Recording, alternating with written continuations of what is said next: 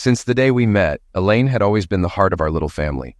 She had this infectious energy that made everyone around her feel more relaxed and at ease. I was taken with her from the moment we crossed paths at a mutual friend's party, and 19 years later, not much had changed. Life as a police officer had worn me down, but Elaine always knew how to lift the weight off my shoulders, even when she didn't realize it. She was more than just my partner. She was my closest confidant, someone who always believed in the best of people, a trait I'd grown skeptical of in others over time. Retirement had been a bittersweet adjustment for me, swapping the unpredictable pace of the police force for a steady life as a contractor. While Elaine kept up with her demanding job as an executive assistant at Farrell International, I found comfort in our routine, raising our son Tommy and managing the household with a more hands-on approach. But that evening, things began to shift in a way I wasn't ready for. It was almost 5:30 p.m., and my wife of nearly 2 decades, Elaine, hadn't come home from work or tried to contact me. Normally, she would walk in shortly after 4 o'clock, as her job with Farrell International ran from early morning until late afternoon. Since her former boss, Michael Farrell, passed away 2 years ago, his daughter Janice had taken over the company and kept Elaine on as her trusted assistant. Our son Tommy had already gotten home from school and was upstairs rushing through his homework so he could relax in front of the TV later. By 5:45, I was getting concerned and called Elaine's cell, but it went straight to voicemail. I had just left her a message to call me when she walked in, carrying several bags from Antonio's Italian restaurant. She gave me a quick kiss on the cheek on her way to the kitchen. "Sorry, honey, I had to stay late and didn't take anything out of the freezer for dinner, so I grabbed something from Antonio's. Hope that's okay?" "Sure," I said, "but I was worried. Why didn't you call?" "I forgot to charge my phone last night, and when I got to the car to call you, it was dead." One of my few pet peeves with Elaine was that her phone was often either off, dead, or silenced, so I could rarely reach her when she was out. Whenever I complained, she would always say, "You're right, Joe. I'll do better." She'd remember for a few days, but then things would go back to normal. Frustrating, but something I had learned to live with.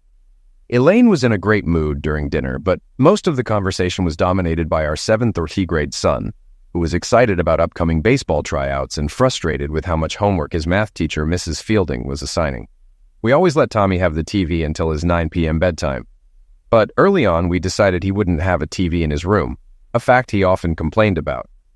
There wasn't a TV in our room either, since we didn't want anything to distract us from sleep or closeness.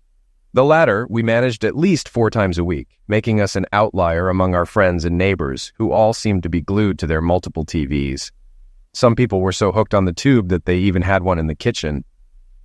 To give you some background, I'm Joe Sullivan, and my wife Elaine and I are a bit unconventional.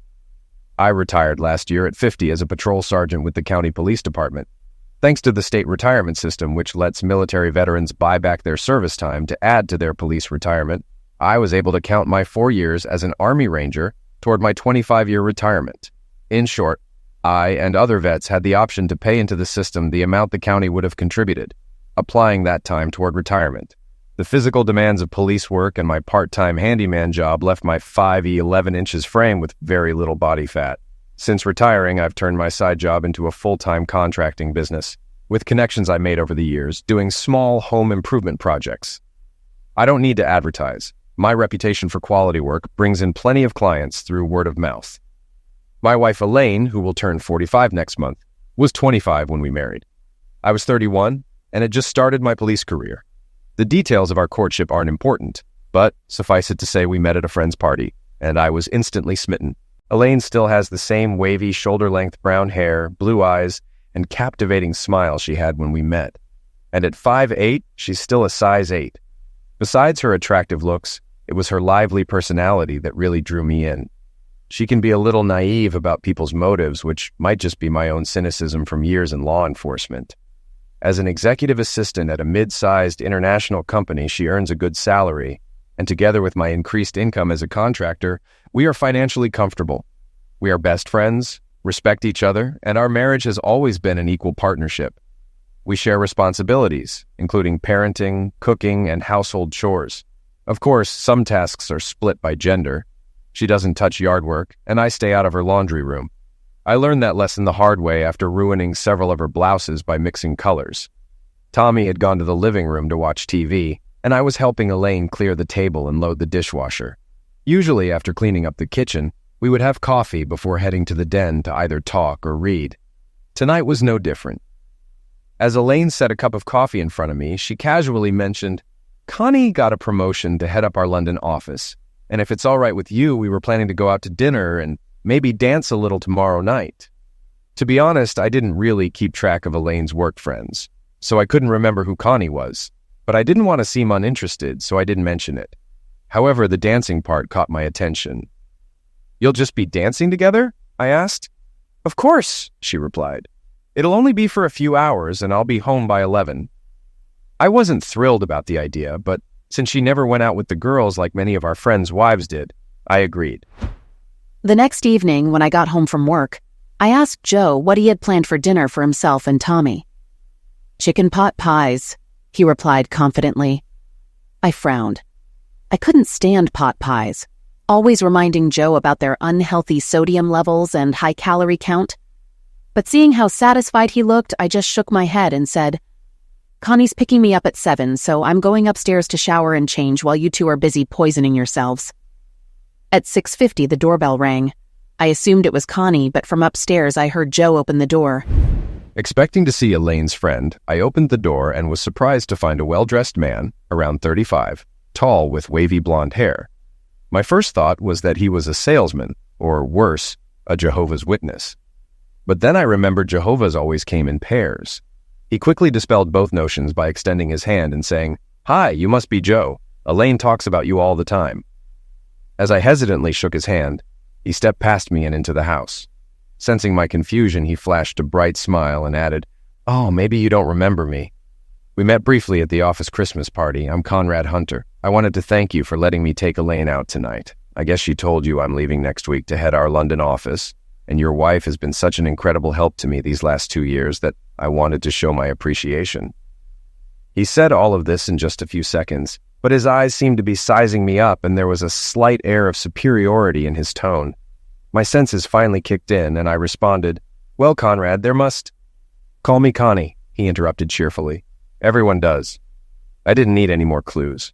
I pieced it together and, with more firmness, said, "Well, Connie, I think there's been some misunderstanding. Give me a moment to talk to my wife." I hurried up the stairs as quickly as I could, trying to keep my composure. When Joe walked into our bedroom, I had just finished adjusting my dress and was checking myself in the full-length mirror. I was wearing a black cocktail dress, classy but not overly conservative.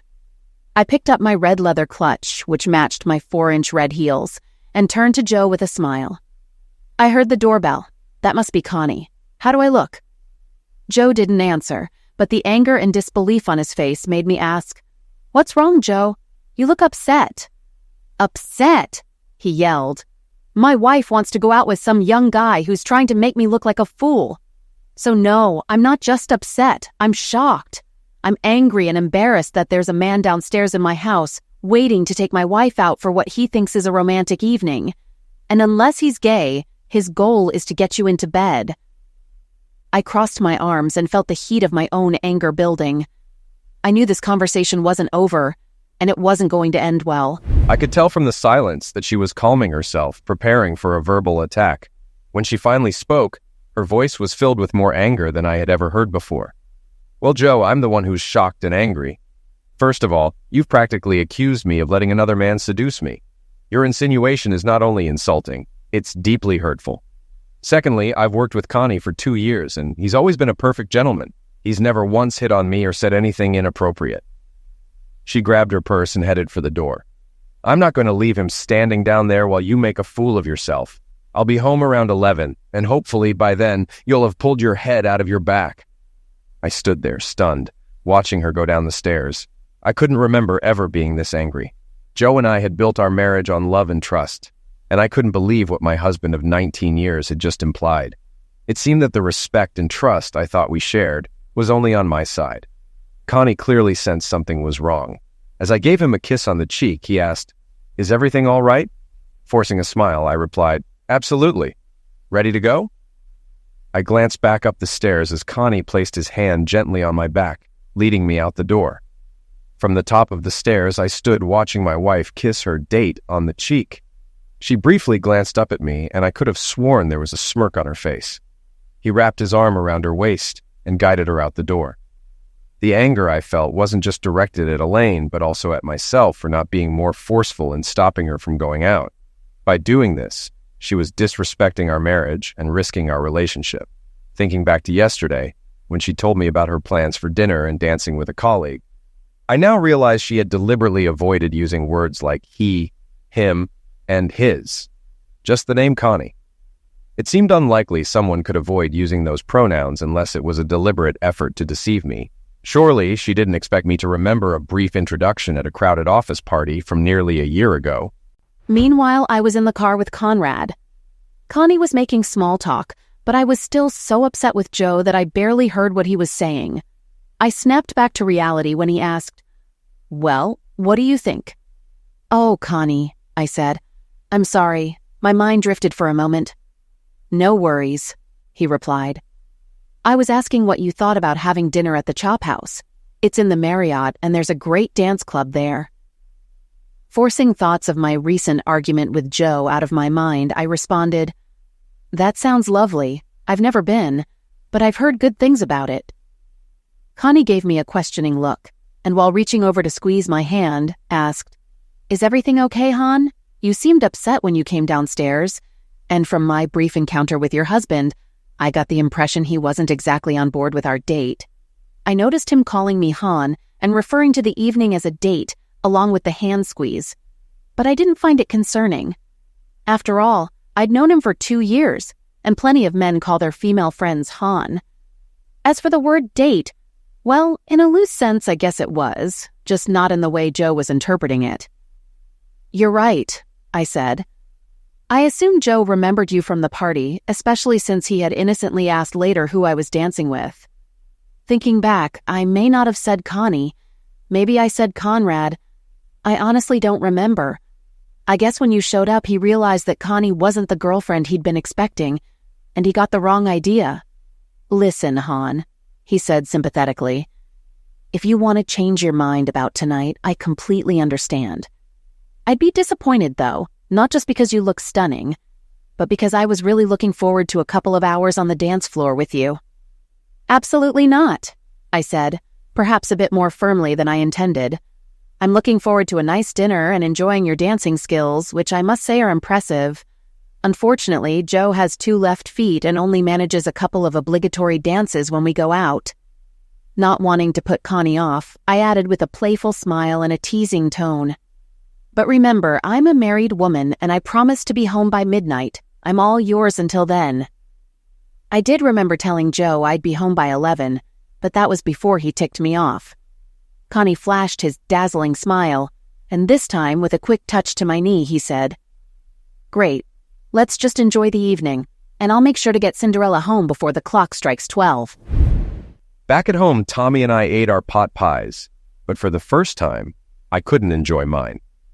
My son asked when his mom would be back, and since I had already told him she was out to dinner with a girlfriend, I saw no reason to embarrass myself by explaining that his clueless father had allowed her to go on a date with another man. That's exactly how I saw it, a stupid, gullible fool. The more I thought about it, the angrier I became. Tommy's weekend bedtime was usually extended to 10 o'clock, but honestly, I didn't want to sit alone staring at the walls, waiting for my wife to come home, so I gave him an extra hour. At 11, I sent him off to bed with a hug, though he was too old for a kiss. It embarrassed him now. I then took up my spot in the living room, watching the muted TV while waiting for the sound of a car pulling into the driveway. My anger had only grown, and I planned to have a serious talk with Elaine when she got home. I was sure their relationship was professional, but no married woman, especially not mine, should be out dining and dancing with another man. I trusted Elaine, despite my earlier words, but I didn't trust the guy she went out with. Maybe it was my cop instinct, or just the instinct of a jealous husband with a beautiful wife. Either way, his gentlemanly act didn't fool me. I could see the carnivore behind his eyes. I just hoped my Red Riding Hood wouldn't be deceived by the wolf in sheep's clothing. At 11:30, I resisted the urge to call Elaine's cell, but by 11:45, I couldn't hold back any longer. I knew her original home by 11 had shifted to around 11, but I still expected her to answer and tell me she was on her way. Yet again, the call went straight to voicemail, and I didn't leave a message. Since it went directly to voicemail, her phone had to be turned off on purpose, which only made me angrier. We had a great dinner at the Chop House, starting with a couple of Cosmos for me and some beer for Connie. I have to admit, I wasn't immune to his flattery about how lucky my husband was to have such a beautiful, charming, and sexy wife. When my age came up in conversation, he boosted my ego even more by saying he assumed I had married an older man and that I didn't look a day over 35. Flattery works wonders on women, and I was no exception. I had all but forgotten my little argument with Joe and was excited to hit the dance floor with Connie. The band was fantastic, and we danced almost nonstop for an hour. We only sat down when a slow song came on, and I subtly guided us off the floor. After the band took a break, I excused myself to use the ladies' room, and when I came back, Connie had a fresh Cosmo waiting for me and a beer for himself. I was thirsty from all the dancing and probably drank it faster than usual. So when the band started up again and we returned to the dance floor, I felt a bit lightheaded. A few songs into the set, a slow number came on, and I didn't object when Connie pulled me into his arms. Another slow song followed, and I was actually relieved to hold on to him as the effects of that last drink made me a little unsteady and dizzy. Noticing my discomfort, Connie suggested we take a break. I barely registered that he had his hand on my backside as he led me to our booth, or that he sat next to me this time instead of across from me like earlier. By 1 a.m., I had called Elaine's phone 5 times and left 3 messages, the last one saying, "Elaine, if this is about punishing me, I get it, but I expect you to call me back immediately. If I don't hear from you within the next half hour, I'm going to bed and locking the deadbolt. You can spend the night with your lover, knowing you've destroyed a great marriage and a happy family." I was far beyond angry, and my mind was running wild. 1:30 came and went, but I didn't go to bed. I stayed in the living room wondering if I'd still have a marriage by morning. I felt Connie's hand leave mine and slowly begin to caress the inside of my thigh, but I felt powerless to move, even though I could feel myself getting aroused. I tried to speak, but the booze had impaired my ability to form words, and I felt embarrassed for having gotten so drunk. Part of me knew I should stop this, but another part was enjoying it. At some point, I vaguely recall a distant voice speaking to me, followed by a strong hand helping me out of the booth. I heard the voice say, "Honey, I think you should lie down for a bit. You don't look well." An arm was wrapped around me, holding me up and guiding me somewhere. I have a vague memory of being in an elevator, unsure where I was going as I entered an unfamiliar room. There was a bed, and I knew I needed to lie down. I wasn't tired, but my body felt disconnected from my mind. I heard some soft, unintelligible words, and then Connie's lips were on mine. Before long, I felt the cool air against my bare skin. From the corner of my eye, I saw my clothes in a pile on the floor. He got on top of me and took me. My eyes instinctively closed. When I managed to open them slightly, I saw a face with blue eyes staring into mine as he continued having sex with me. Not Joe. Not Joe. My mind screamed, but no words came out. As my mouth opened, my body trembled with an overwhelming climax. Meanwhile, I was in full panic mode. By 5 a.m., after making several more unanswered calls, I finally collapsed onto my bed, falling into an exhausted and restless sleep, convinced that our marriage was over. Unless something catastrophic had happened, there was no excuse I would accept or reason to forgive her for this blatant betrayal. Just after 7 a.m., my phone rang. Thinking it was Elaine, I was tempted not to answer, believing there was nothing she could say to undo the damage she had caused. But when I looked at the caller ID, I saw a number I didn't recognize. Reluctantly, I hit the accept button and groggily answered, "Hello?" The voice on the other end asked, "Is this Joe? Joe Sullivan?" As I confirmed it was, a sick feeling grew in my stomach, fearing that someone might be calling to inform me of that catastrophic event I had brushed off earlier. "Joe, this is Terry Connor. Remember me?" Terry had been one of the newer patrol officers under my supervision before I retired. He was an ex-Marine and a solid cop, more streetwise than some of his peers who hadn't served in the military. "Of course, Terry," I replied, my worry clear in my voice. "What's going on?" He hesitated before asking, "Is your wife home?" A wave of dread hit me as I responded, "No, she went out to dinner with a colleague and was supposed to be back by 11 last night. I haven't been able to reach her. Every call has gone to voicemail." Is she all right? I asked, my voice shaky. Yes and no, Terry said. Joe, she's at Mercy Hospital. She came to the ER on her own, reporting that she had been sexually attacked. I caught the call, but all she would say was her name and that her husband was a former cop. She refused to talk to anyone but you.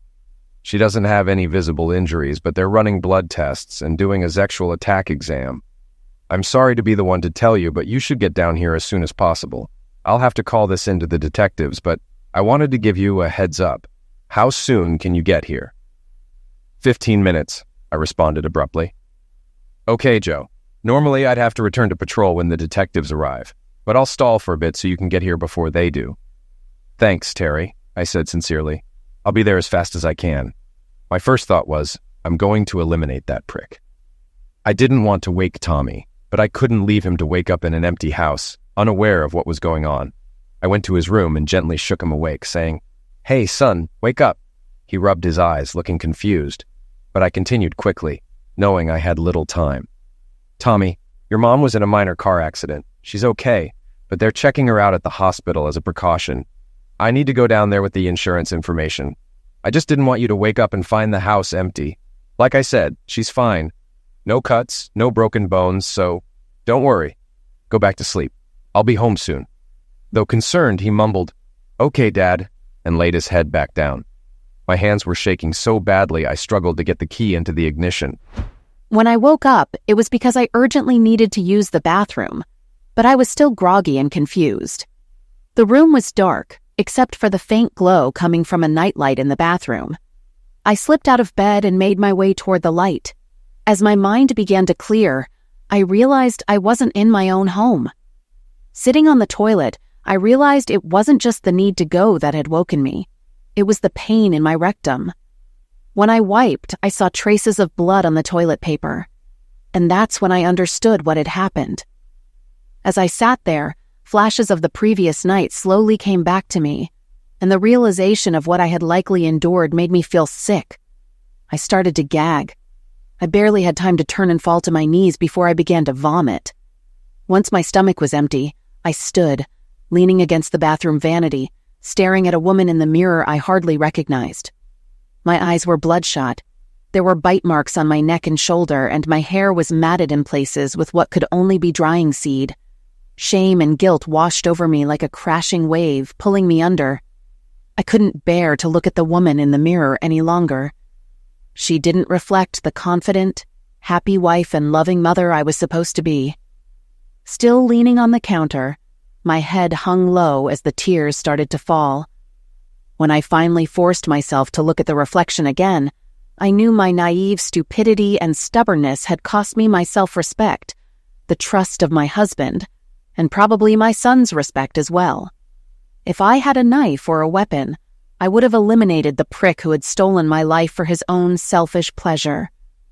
How could I have gotten this drunk? I thought.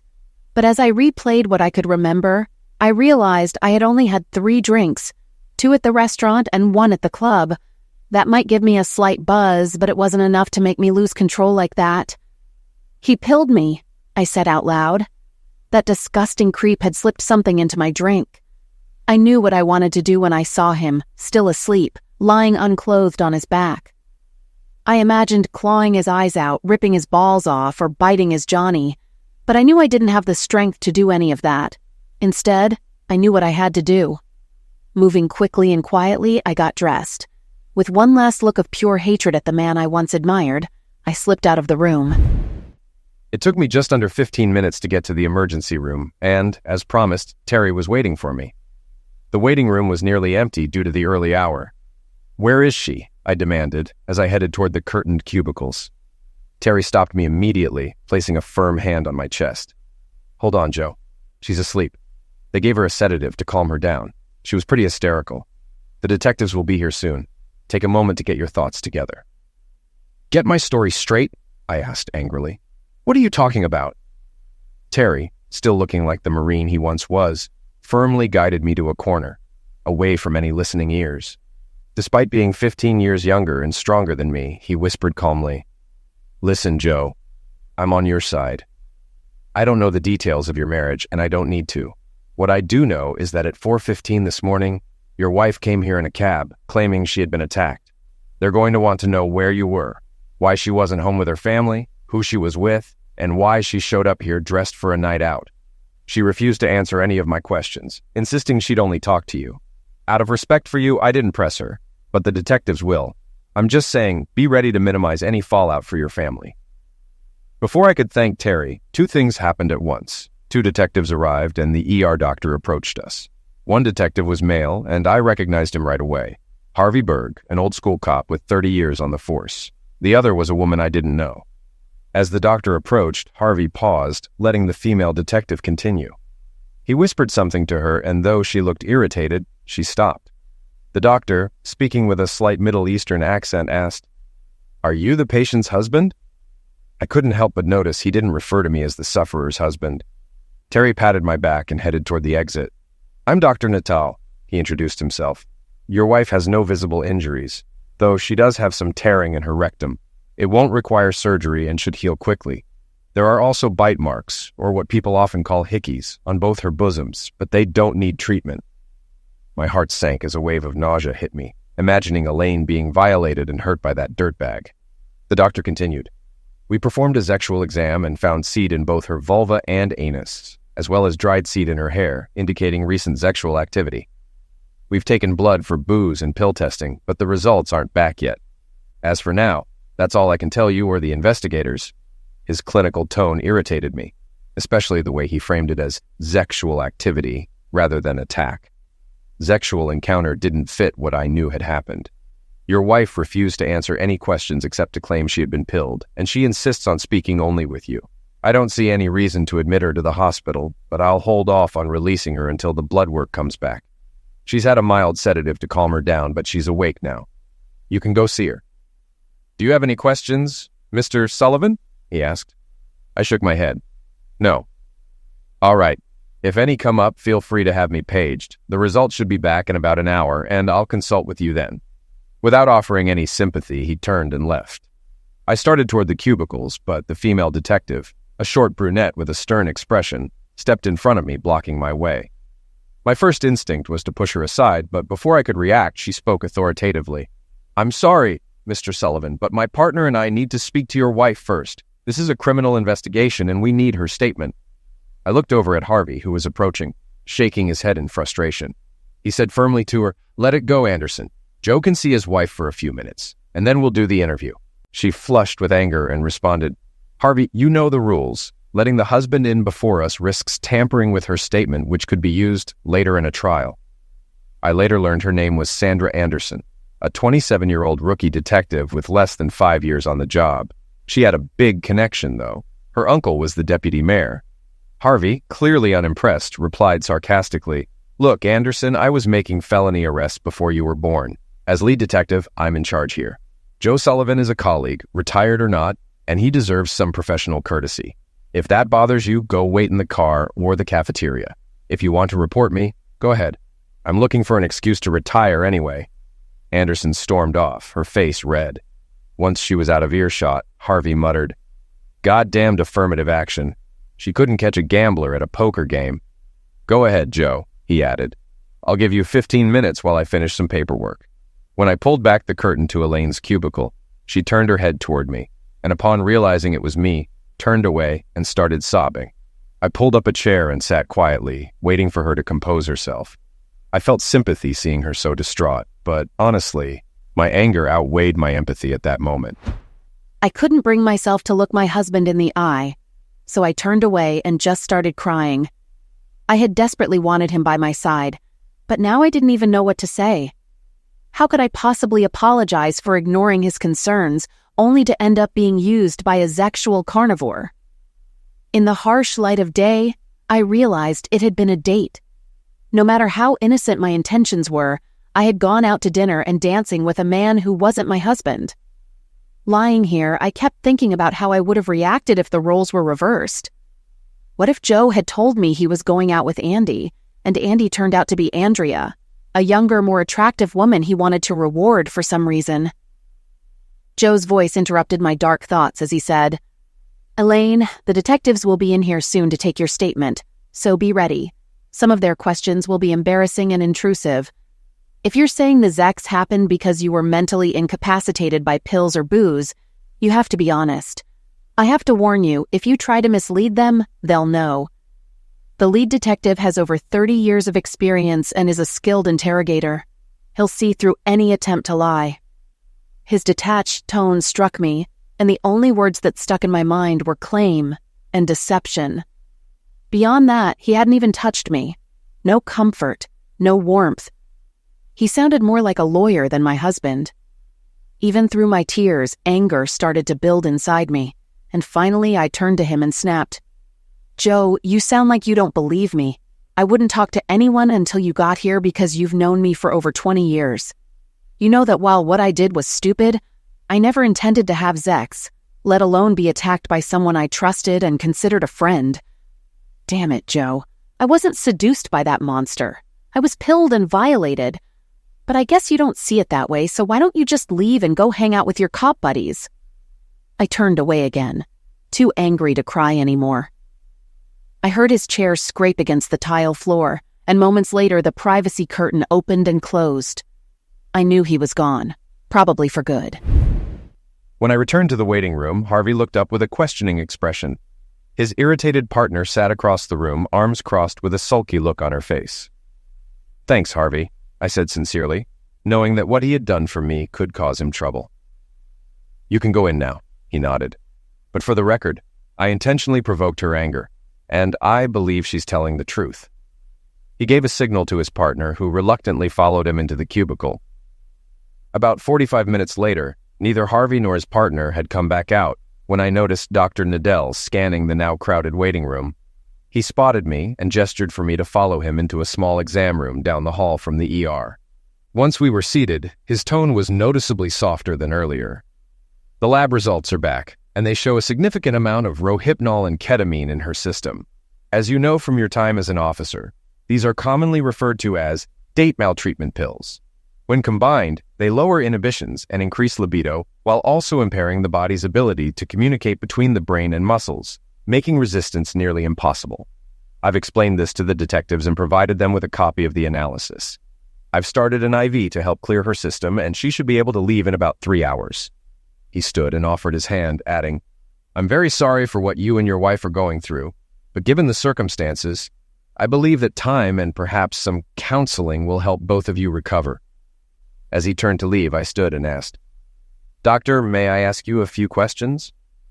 Though he looked a bit uncomfortable, having considered his duty as the attending physician finished, he nodded reluctantly, likely knowing where this was headed. "I understand about the pills and their effects," I began, "but what I really need to know is, do those pills prevent someone from experiencing sexual pleasure?" He sighed, motioning for me to sit as he did the same. In a patient but measured tone, he replied, "Mr. Sullivan, I can't give you a definitive answer. However, when the body's sexual organs are stimulated, it's possible for the body to react even if the brain doesn't. The reaction is purely physiological, with no voluntary or emotional involvement." Then he added, "To answer your underlying question, yes, it's possible your wife experienced a climax.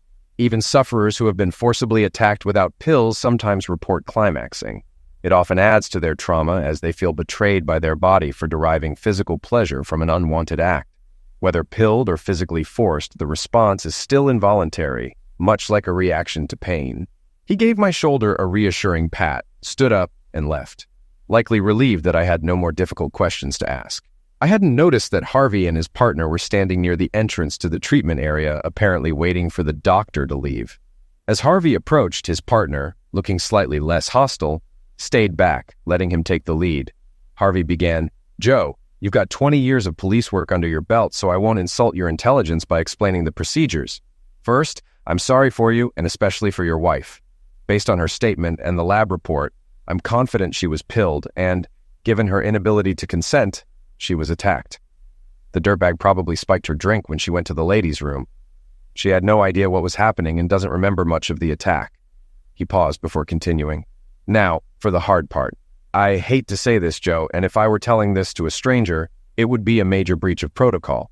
But for the sake of your family, especially your wife, I wouldn't recommend pursuing charges against this guy."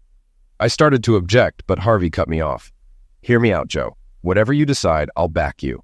But you know better than anyone how flawed our legal system is.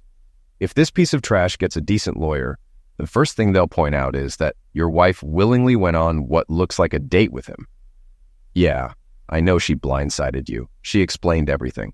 But to a jury, the fact that she went out to dinner, had drinks, and danced with him won't look good. As for the pills, they'll argue she took them voluntarily to lower her inhibitions. He sighed and continued, There's case law on this, Joe, both in this jurisdiction and nationwide.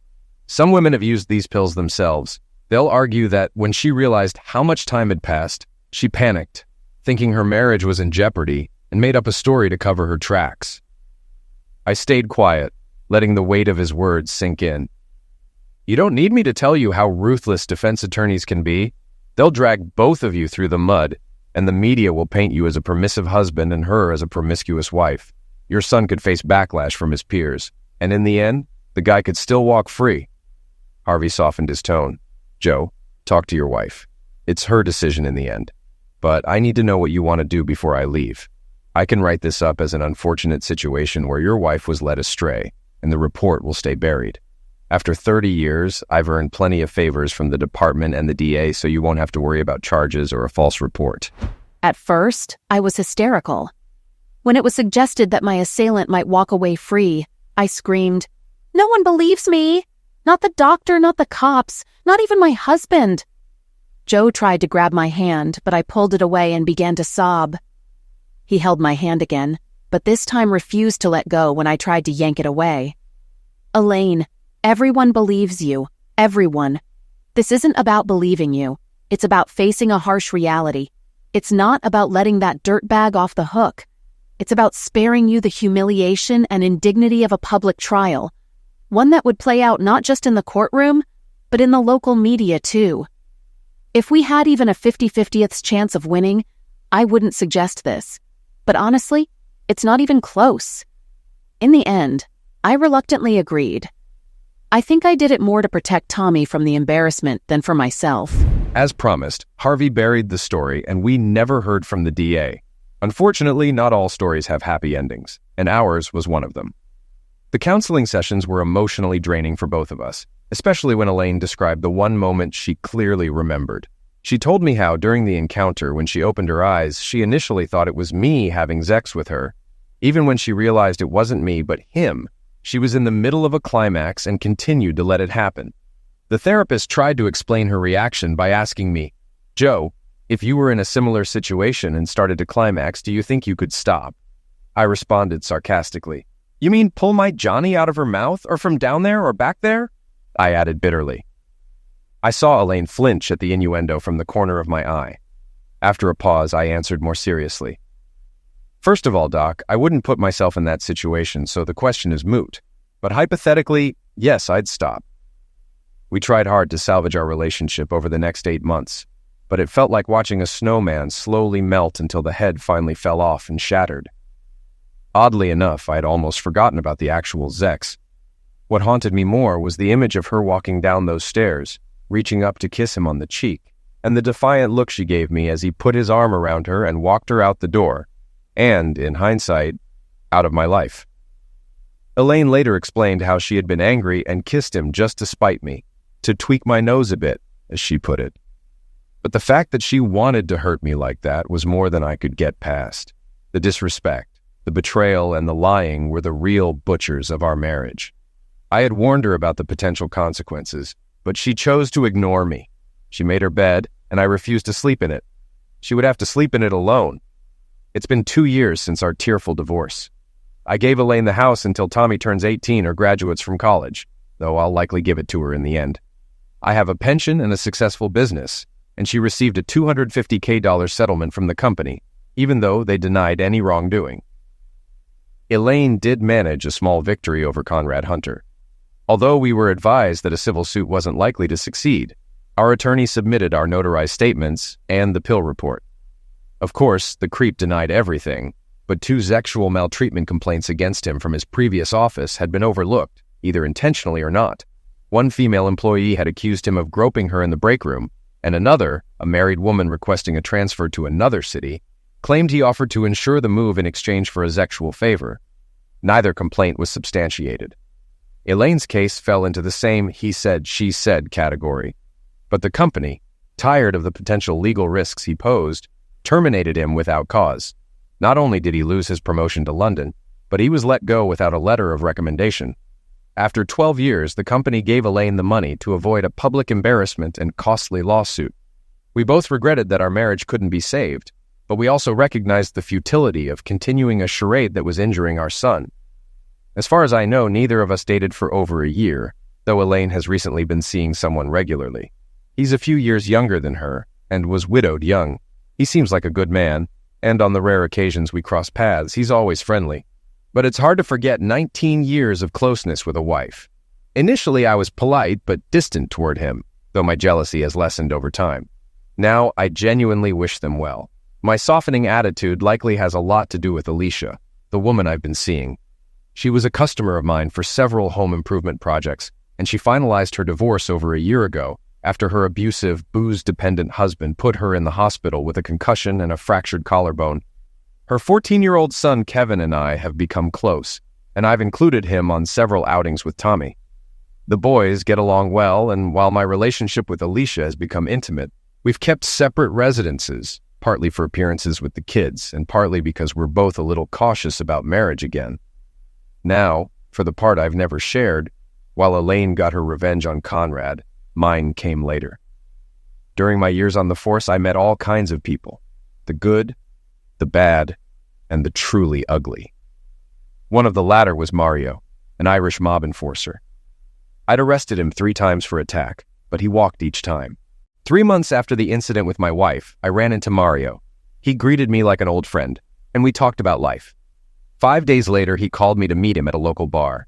After our drinks, he led me to his car and said, "I've got a gift for you." He opened the trunk, revealing a small bag. Inside was a jar, the kind used in biology labs. Mario shone his phone's light on it, and I saw what looked like a male organ and 2 testicles. Mario grinned and said, "Your wife's tormentor won't show his face to a woman again. Don't worry, he's alive. He just won't be the big man anymore." I had no words. I shook his hand and went home. Sometimes life gives you unexpected gifts. 2 years after our divorce, Elaine and I have slowly found our way forward. The pain and resentment that once defined our relationship have mostly faded, though the scars are still there, reminders of what was lost. We tried our best to salvage what we could, but some things, like trust, once broken, can never be fully repaired. We were together for 19 years, raised a son, and shared countless memories, but the betrayal, whether intentional or not, was too deep to overcome. Elaine's life has taken a different path. She's been seeing someone regularly, a younger man who's been widowed for several years. From what I can tell, he seems like a good man. And though it stung at first to see her moving on, I've learned to let go of my jealousy. The occasional times when we cross paths, he's always respectful toward me, and I've even wished them well. Despite everything, Elaine deserves happiness, and I've come to accept that her happiness no longer involves me. She's not the woman who left the house that night, and I'm no longer the man who watched her walk out the door. As for me, I've found someone too, Alicia. We met when I did some contracting work for her after her own bitter divorce. Her ex-husband's abusive and violent nature left her wary of relationships, but over time, we've built something special. I've taken things slowly, partly out of caution and partly out of respect for our kids. Her son Kevin has grown close to Tommy, and they've become friends through our weekend outings. My relationship with Alicia has its own set of challenges, but it feels different, healthier, more honest. We've kept separate homes for now, but we're taking steps forward, and for the first time in a long while, I feel optimistic about the future. In the aftermath of everything, Elaine and I were able to handle things peacefully for the sake of Tommy. He's a strong, bright kid, and watching him grow and navigate through this difficult time has been a source of pride for both of us.